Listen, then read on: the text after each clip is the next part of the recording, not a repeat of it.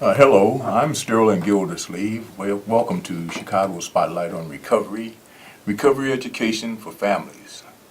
We hope to offer education for family members and individuals to let them know that recovery from substance abuse and mental health disorders is possible. This series of shows is really the brainchild of Barbara Tutoni, but unfortunately Barbara passed away October 13th, but we want to keep her mission alive and continue to provide education, again, to let family members and individuals know that there is help and there's hope for the disorders of substance abuse and mental health. Today, our guest is Dora Dantzler-Wright. Ms. Wright is the president of the Illinois Association of Extended Care. I want to welcome you. Thank you. Could you tell us a little bit about what is the Association of Extended Care? The Illinois Association of Extended Care was founded in 1988, and we are a grassroots organization.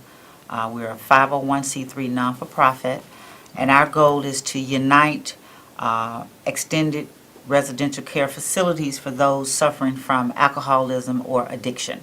Mm-hmm. So you unite them. What do you mean? You mean like there's like a group of you guys? It's a group of us, and we provide a voice. Oh, yeah. We're committed to, we are a partner organization. Mm-hmm. We have a membership base of over 100 residential recovery facilities throughout the state. So what are these? What is it? Recovery homes and halfway houses. What Recovery homes, sober living environments, and sanctuaries. Mm-hmm. And we provide recovery housing to those affected with alcoholism or substance abuse. They can either be homeless or needing residential care facilities. Be homeless, huh? Yeah, I guess I know that most times when a person is ready to get help, when they're serious about it, usually they're homeless. By the time they get serious, no one wants to hear what they have to say or anything. Nobody believes them, and they end up homeless. I've certainly heard of it. Absolutely. Unfortunately, this disease affects our state in large capacities. Mm-hmm. People with alcoholism and substance abuse disorders usually have hit bottom and need a place to stay. They usually end up incarcerated or having no family to return to. Mm-hmm. And that's where our ACE comes in at. Oh, I see. So is there a cost for someone to get into a place like this? Some are state funded. We have over 100 residential care facilities throughout the state. Mm-hmm. We have over 70 unlicensed facilities, and we have at least 50 licensed facilities in the state of Illinois. Oh, I see. So an individual how do you get into this? How do you get into it? Basically, you have to have an alcohol or drug problem, and you're seeking, you are in need of housing, and all you have to do is call one of the numbers that is listed above or call one of the residences and have a phone screening done. Have a phone screening done. Huh?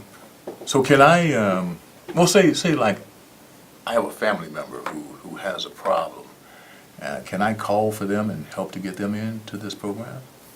You can, but it's preferable that the individual call themselves because they have to do a phone screening. They take preliminary information, Mm-hmm. and then they will set them up with an interview to come into the residences. Oh, okay. Now, how long do they stay? How long does a person stay in the place? They can stay anywhere from 30 days to maybe a year or more, depending on the needs and what their needs are. My goodness, that's a long time. That's a long time. And so people will actually stay that long? Yes, they do.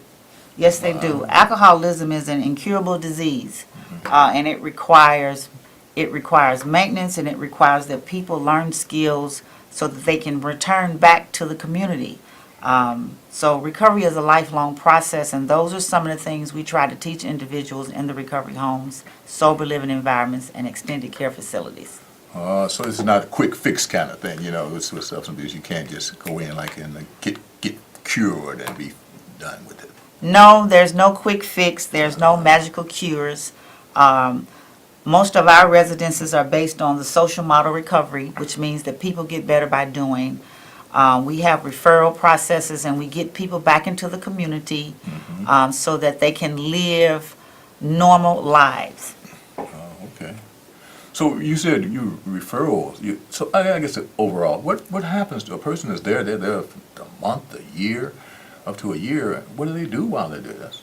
They participate in recovery ed classes, they get involved in the community, they take care of the residences, they have chores, they live in a drug and alcohol-free environment. We provide referrals. Unfortunately, homeless people and people who have alcohol or drug problems need dental care, they need health care, they need clothing, they need glasses, and we provide the referrals while they're living in our residences to get those things. So referrals, it means that I'm sorry, what does that process mean? Referrals means we refer them back out into the communities to get the services that they need. I see. So for whatever issue they might have, you have somebody who can help them with that. Like, Yes, we do. Yes, we do. That's fantastic. Can somebody work while they're in a program like this? Yes, they can. There is usually a stabilization period when they first come into the residences, but most of the homes allow for them to work and get back into the community to be as normal as possible. Okay. So if you have to work, then again, I guess, do you have to pay? Once you start working, do you have to start paying, or how? Some of the homes have program fees once they start working. There is a large percentage of the homes that are in our organization that are licensed through the state of Illinois, and there is some funding through the state. So that's great what you offer. That's great what you offer. 'Cause, again, so often when people get to that time when they really need someplace to go, the family has kind of not involved anymore. And we think of that. I know whenever I think of this as an issue for men. But are there homes like this for women? Yes, Well, there are. Unfortunately, the number of men homes outnumber the number of women homes, but there are also homes for women throughout the state. And there's a big need for recovery residences in the state of Illinois, for men and women. for men and women. What about somebody who has kids? Is there anything available for families to go to? Something? Yes, there are. There's programs designed for families that you can take your children in the state of Illinois. Oh, great. So this Illinois Association of Extended Care, it seems like a great, no, it's the Illinois Association of Extended Care. That's right. Yeah. Sounds like a great place for people to get help. And all they have to do is call this number and someone will help them? Yes. Well, We also provide the technical assistance and training needed for startup facilities. There's a lot of owners and operators in the state of Illinois who are looking to start up and to be able to provide this type of care. And we provide the trainings monthly and the technical assistance needed to educate them on how to run a successful facility. so you actually help people to start up a sober living environment? Yes, we do. We provide the training and technical assistance. We meet monthly, and we provide CEUs for our trainings if anyone is interested in starting a recovery home, a sober living environment, or a transitional home. Wow, that sounds like quite a challenge. So, well, I guess I asked, what is the process with that? If you want to start up a recovery home, what's the You can What do you call think? the number that's listed, and you can attend our monthly meetings for free, and you can get the training and technical assistance that needed. We have a number of different brochures and pamphlets out that can help assist you with getting your business started, and you go from there. Oh, that's awesome. That's fantastic. So, but what do you have to have? Do you have to have you help people get a house? You help them get the building, and you help them get. No, we don't help them get the building. We prefer that you already have a location in mind where you plan to have the facility or the residence there, and we will help you with startup and the things needed to run a business. Not the physical plant, but how to get set up and run in the state of Illinois. Wow, my goodness! It seems like there would be a lot of these places then if there's such a need, and I don't understand why they're not more. Well, our hope, and one of the reasons why we got started in the state of Illinois is because we wanted to ensure that residential extended care facilities were readily available for people with an alcohol or drug problem. Our hope is to have more facilities that would cater to this particular population. As you know, the opiate epidemic is widespread, and we need quality residences for people to practice staying and living drug and alcohol free. Yeah. Well, that's the thing. Now you see, so these people can come and live in the facilities, the drug addicts, people with drug addictions, so heroin addicts and cocaine Yes. smokers. Yes, they can. So I'm sure that the neighborhoods are not real happy about that. The neighborhoods are not real happy about it, but one of the things that we teach also in the trainings is how to be good neighbors and how to integrate the participants back into the community, how to blend in, how to become a part of the community, and how to live alcohol and drug-free. That's awesome. So some communities actually welcome you into A lot of the communities actually welcome them when they see how we play a part in being good neighbors and how they want to help. Once people begin to see that there's an avenue and there's a mechanism in place for people to get better, they want to help and they want to add to what we're doing, what a lot of the homes are doing. Okay. So you guys actually, I want to give this information again because it's awesome. So you actually help people who want to start up these recovery homes or halfway houses. You help them to get started. Huh? Yes, we do. We provide monthly meetings, and we provide all the technical assistance and trainings. We also come out and do the inspections once they have the physical plan and they get set up, so that once we get through with the inspections and all the technical assistance, they are in accordance with the state laws. Awesome. Well, that's fantastic. Callers and those watching, there's some great information that Ms. Dantzler-Wright has for us. And so if you have any questions, please give us a call. You can reach us at 312-738-1080.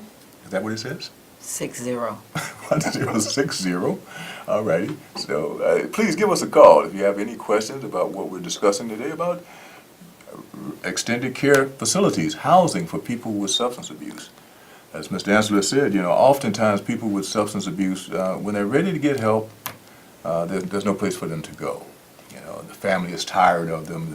They're tired of the excuses and think, well, I've had it. And then the person becomes homeless. Mm-hmm. And it's difficult. The most important thing, I think we all agree that food, clothing, and shelter is primary before we can address any other issue. And so I think it's great that you have a safe place for people to come, for them to live, and to get clean and sober. Now you say that you have facilities for men and facilities for women. Are there co-ed facilities? Do they have these facilities for women and for men? Yes, there are some co-ed facilities, but then there are quite a few gender-specific for men and for women, but they are a number of each throughout the state. Oh, okay. So now, if somebody come from just using it and they just call and they can come in right straight into the facility, right? There's different criterias for some of the houses, but most of the recovery residences has a criteria of 72 hours. But each facility may be different. There are some that may have 48 hours, but yes. 48 hours, but you mean that they have to be clean and sober for 48? Yes, 48 hours. Wow, but my goodness, that doesn't seem like a long time, but for someone who's addicted to alcohol or drugs, that's a long time, 2 or 3 days. Yes, and that's the whole premise of having a recovery residence for individuals to come to, because the residences are structured, they provide a supportive home-like environment, and they teach skills. They teach people how to remain abstinent from alcohol and other drugs. I see. And the individuals with the substance abuse issues, I think that many times they have co-occurring mental health issues as well. Would you agree? Yes, I do. I agree. And so these individuals who might have that, do they live together? With folks with the mental health and substance abuse, with the people who are substance abuse users only, the people who use heroin, are they the same, mixed with cocaine addicts and drug addicts and alcoholics? Are they all mixed together? Is that how that works? Well, one of the premises that we believe in is that a drug is a drug, and we treat the whole person. Alcohol is a drug, and what we try to do is we try to teach them how to live together in an environment where they can remain alcohol and drug free from any substance. And so they reside all together. Yes, they do.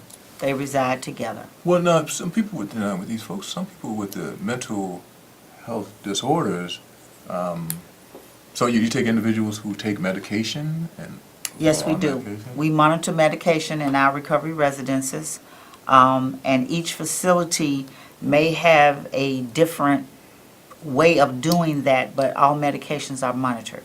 We don't discriminate whether they have a mental health diagnosis, but we do accommodate. We do make special accommodations for medications. Wow, that's fantastic. So you serve everyone then. Is there any population that you do not take? Some of the homes, we have to really look at arsonists, sex offenders where they're placed strategically throughout the state. But each home would tell you what those requirements are and where they can be placed. And so going back to your association again now, so this is you're a group of halfway houses and recovery homes. It's a group of you, and you're throughout the city, throughout the state. We're throughout the state. We are membership based, and most of the recovery residences that are in our membership have been trained and have gotten their start through the Illinois Association of Extended Care, and they are continuing to be members. You mentioned a good point. They're trained. What kind of training do people have that work in these kind of facilities? They have, the owners and operators have been trained to be a national certified recovery specialist. And what that does is it helps them to be able to share their experiences, experiential knowledge, in addition to some professional training that helps them to treat and be able to effectively address the residents in their facilities. So experiential knowledge. So the people who work in the programs have the problem themselves. So these are people in recovery themselves that work in these. A large number of them do, and they have recovered, and they share their experience with the individuals as well. Well, do you have to have an addiction or alcohol problem to work in one of these facilities? Is that a requirement? No, you don't, but it's preferable that you do Why? because of the experience. One addict can best help another addict by sharing their experience, strength, and hope. Though it's not a requirement, the experiential knowledge can definitely help the individual. Okay. So if the residents, if they live there, then so do you have the staff have to live there too? I mean, do you have a 24-hour staffing? Or It's how preferable that you have a house manager on site in addition to the operator to oversee the environment and to monitor the environment. Again, we believe in the social model recovery, and we believe that people get better by doing, so we get the individuals back into the community. The house manager resides there and assists them with peer-led meetings, taking care of the community in a supportive-like environment. And we ask that individuals be fully capable of caring for themselves and be fully willing to participate in the program. being able to care for themselves? So what does that mean? You don't take people like in wheelchairs or people who are blind or those kind of folks? We have special facilities for those people we have facilities that are handicap accessible. If they're blind, they can't care for themselves, they would need assistance. So I don't think we have any facilities in the state that is specifically geared towards individuals with vision. Besides, Yes. how many people stay in a place like this? How big are these places? It depends. It can be as small as 8 individuals, and it can be as large as 50 or 100 in some of the facilities throughout the state. My goodness. So if you, and you have to have this people, and they live in a place with 50 or 100 people? There are facilities, there are agencies in our membership that house up to 50, 100 people in their facilities. Then we have smaller home-like environments where the residents have 5 to 8 members there as well. You say the goal is you have to be a good neighbor. A good neighbor. We teach being good neighbors because we're trying to also reduce the stigma. There's a stigma that come along with alcoholism and drug addiction. And we want to reduce the stigma, and we want to let society know that people do recover and they do get their lives back together and they can go on to be productive members of society. Absolutely, absolutely. I've heard it said, you know, that substance abuse and mental health disorder, it's a health issue. It's not a moral issue. It's not something the person chooses to become. It's the result of a disorder. And I agree. And not to be stigmatized. So that's a very good point. So we want Absolutely. to thank Ms. Dantzler. So again, if you want to get in contact with Ms. Dantzler, you want to contact the Illinois Association of Extended Care. And they're located at 501 North Central on the beautiful west side of Chicago. And I guess you can reach them at the telephone number listed, 773-398-2305. And so this is great work that you're doing. You helping people to help themselves, I guess. That's fantastic. Now, if you 24 hours a day, your staff is there and they're working with people. And what about medical issues? And can somebody who has medical issues come into a program like this? Yes, we have individuals who have medical issues, and as long as they have been seen by a doctor and the facilities can accommodate that individual, yes, they can come in with certain health problems. Wow, that's fantastic. So you serve just Treatable, yes. serves about just about everyone. Oh my goodness, that's great. Now, what happens if I'm sure that sometimes you have people who are not successful. What happens then if somebody, say, just doesn't stop drinking or stop using drugs? We will refer them, we will do an assessment, and we will refer them to the appropriate level of care. There are individuals who relapse or resume drinking or using drugs, and we have referrals in place to refer them to detoxes and other facilities that they can get the help that they need and get back on their feet. Well, that's great to hear, because you hear sometimes these horror stories about people just getting put out, that just get thrown out of the facility. They're intoxicated and they're out on the streets. And so I'm glad to hear that they're referred to someplace else that they can go to get help immediately. Huh? Yes, we do. That's one of our goals. We do not stress to put people out on the streets. We always try, and most of our residences provide appropriate referrals to a more intensive level of care if they fail at this level of care. Okay, so now a person is there for a month or up to a year. What is the goal at the end? I mean, where do they go after that? We also provide referrals for permanent housing. If the individual comes there and they stay 3 months, 6 months, they get a job, they begin to save their money, and they want to go on to permanent housing. We also have referrals, and we can refer people to permanent housing. So they go down, and they go to their own housing, and do they ever come back? I mean, is there any kind of alumni thing that goes on or something where they can come back? Yes, they can. They can get involved with the facilities, and they can join an alumni and also become a peer.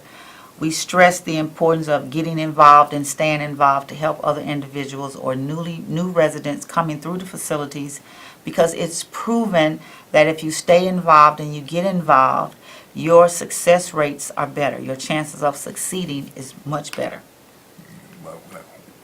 One helping another. One helping another. Each person help each other. That's fantastic. So, sounds like a great concept, and that sounds something that truly works. Do they have like statistics of what kind of outcomes with this kind of? We do have outcomes, and the Illinois Association of Extended Care is the state affiliate for the National Association of Recovery Residents, and the outcomes are 75 to 80% if they come through a recovery residence. And they're successful at it, and they go back to integrate back into society or with their families. 75 to 80%, my, that is Yes. fantastic.